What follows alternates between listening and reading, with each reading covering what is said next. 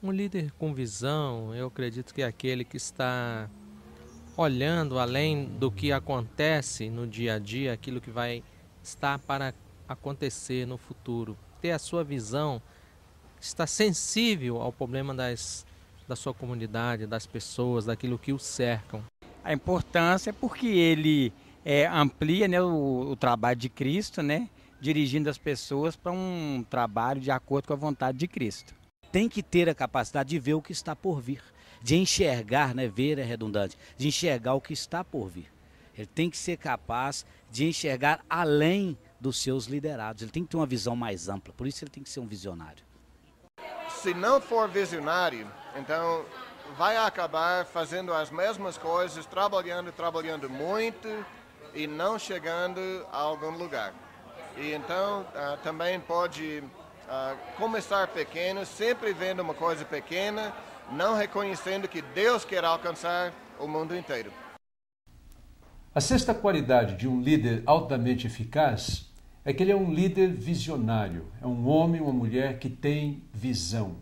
E visão é sinônimo de fé, de confiança em Deus. Não é mesmo, Gates? Certamente, né? Aqui em Hebreus capítulo 11, a gente vê muitos daqueles grandes heróis da fé, eram heróis justamente porque tinham essa fé, essa visão daquilo que Deus podia fazer ou iria fazer, apesar das suas dificuldades, problemas. Todos eles tiveram muitas dificuldades, muitos problemas, mas a Bíblia diz aqui que todos esses morreram cheios de fé. Não receberam as coisas que Deus tinha prometido, mas as viram de longe e ficaram contentes por causa delas, né? Então, viram porque tinha essa visão, né? Eu posso enxergar a mão de Deus, eu sei de tudo que Deus já fez na minha vida e fará ainda melhor. Quando eu olho para aquele exemplo, aquele hall de nomes no livro de Hebreus capítulo 11, ali nós vemos homens de visão, visionários, corajosos, que não eram tímidos, por exemplo, como Noé, não é mesmo? Totalmente de visão. Construiu a arca para o Senhor. Acho que não tinha nem chovido ainda. Não. Mas ele via... Quantos arcos que ele conhecia antes. É verdade. Ele via o invisível, não é mesmo? Nós vemos Abraão. O que Abraão fez? Largou a sua terra, sua parentela e foi para um lugar, ele nem sabia para onde, ele só foi na fé, na confiança em Deus. E diz lá que ele procurava uma pátria melhor celestial. Celestial, não é mesmo? Fala ali também sobre Moisés, né? E, embora, como você falou, com algumas dificuldades, qual líder, qual pessoa, qual ser humano que não tem dificuldades, desafios ou medos, né?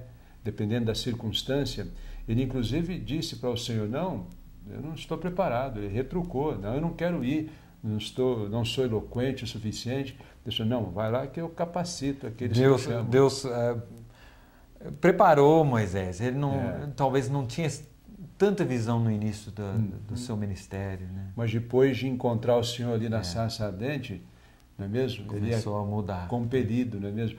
José, por exemplo, um outro homem mencionado ali, um homem de visão, muito, né? Que estava pronto para construir celeiros lá no Egito, para poder alimentar o povo. Josué, um outro homem de visão, sucessor de Moisés, né?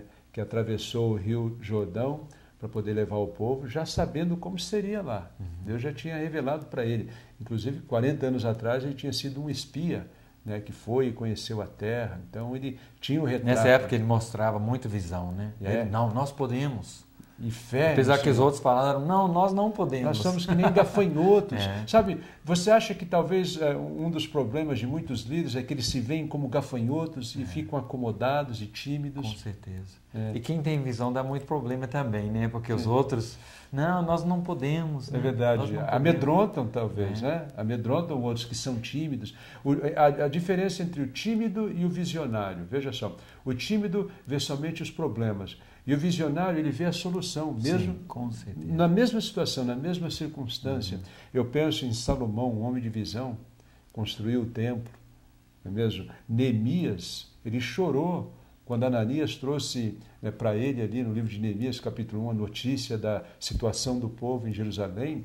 Ele chorou e disse, Senhor, né, eu sou pecador, o povo é pecador, mas nos deu sucesso, e na mente dele, ele era a pessoa que estava sendo chamada por Deus para ir e reconstruir em 52 dias. É uma construção do tamanho desse é que impossível recorde. Nos dias de hoje. É verdade. Com todo o maquinário que temos. É né? mesmo. O apóstolo Paulo também, outro homem visionário. Muito. É. Obviamente Jesus Cristo, né, olhou para aqueles 12 homens que eu não teria escolhido. Eu teria procurado homens assim, muito cultos, ou instruídos, ou fortes politicamente, ou ricas. Mas ele viu no potencial naqueles homens, confiou, apesar das lutas, problemas, no discipulado daqueles homens, aqueles 3 anos, cada situação complicada, falta de fé às vezes naqueles homens, mas no fim, ele confiou naqueles homens e no fim deu o que ele esperava. Né? A igreja começou aí em Atos 2 e aqueles homens viraram grandes apóstolos. Né? Verdade. E aquele trabalho só se multiplicou até hoje. Até hoje. Então, visão é isso. Visão é você usar o seu poder de influência para abençoar outras vidas, que vão abençoar outras vidas, para você ajudar as pessoas a crescerem. Visão é você ter essa capacidade, ou dom que vem de Deus, de enxergar aquilo que talvez não seja a realidade ainda, mas que está se tornando, que na mente de Deus já é, e Ele está preparando você para você viver aquela nova realidade. Então, homens de visão são homens que, por exemplo, é a mesma coisa como andar na montanha-russa. Vem aqui assim, essa ilustração. Na montanha-russa, naquele ponto crucial, uma das coisas que você tem que fazer, ao invés de se agarrar ali, você simplesmente se solta e confia no trem, confia naquele aparelho e simplesmente desfruta, se deleita da viagem. Acho que homens visionários fazem isso. Quando a coisa fica apertada, fica difícil e ele se vê ali diante de um grande desafio, e assim foi na vida de Noé, foi na vida de Abraão, foi na vida de Moisés, foi na vida de José, foi na vida de Josué, né, encarando os inimigos. Eles simplesmente diziam: o Senhor está em controle, o Senhor é quem tem as rédeas e eu vou confiar no Senhor. E eles se lançam em fé nos braços de Deus. E a pessoa de visão, que é uma pessoa de fé, ela tem que ter coragem, né, Antenor? E essa coragem não significa que não tem medo, né? Mas apesar do medo, eu vou para frente assim mesmo, né? Eu vou confiar em Deus, Ele vai resolver, nós vamos orar e Deus vai solucionar. Então, eu não sei outra forma que um líder pode viver, senão com muita visão de Deus, né? No livro de Provérbios 29, versículo 18, diz o seguinte: um país sem orientação de Deus é um país sem ordem.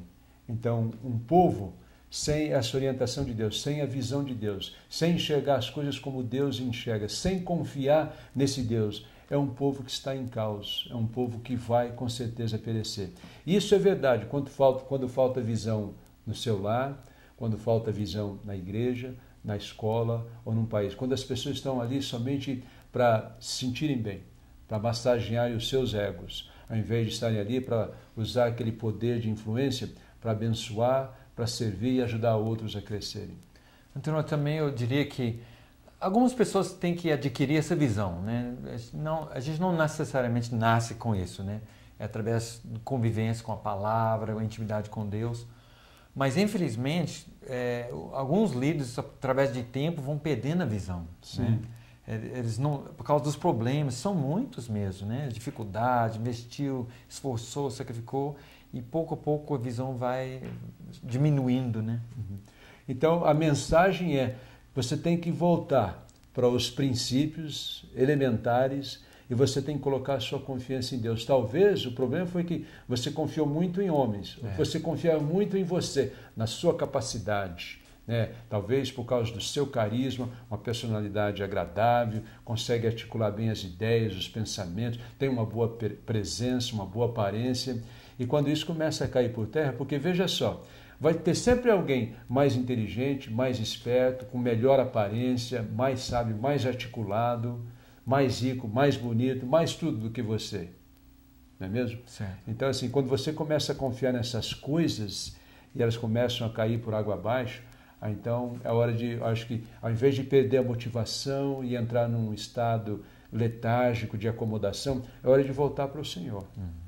E buscar essa orientação de Deus. O povo sem orientação de Deus, o líder sem orientação de Deus, sem a visão de Deus, enxergando como Deus enxerga, do ângulo de Deus, debaixo do direcionamento de Deus, ele vai se frustrar, ele vai perecer. E é uma questão de coração mesmo, né? Eu estou no centro da vontade de Deus, né?